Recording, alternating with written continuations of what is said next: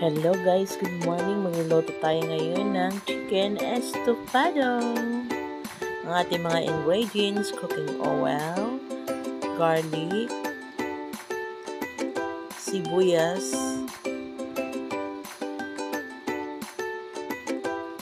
then meron tayong potatoes at saka chicken.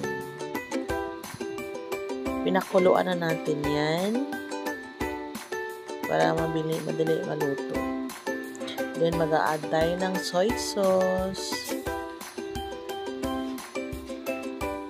at green peas. Halo-halo lang natin yan. Mix.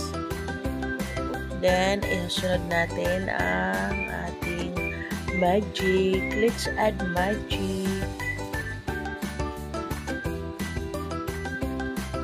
Tapos, ilalagay natin yung sabaw ng manok. Ayan.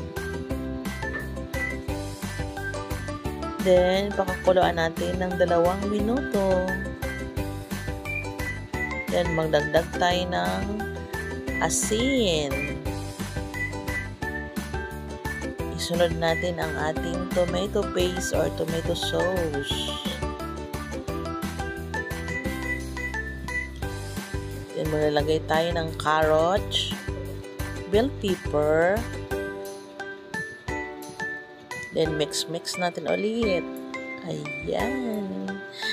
Para medyo matamis, dagdagan natin ng brown sugar. Depende na yan sa gusto nyo. At para malapot, magdagdag tayo ng cornstarch. Then, halo-haloin lang natin. At ayan na. Ready to serve. Yummy! Thank you for watching.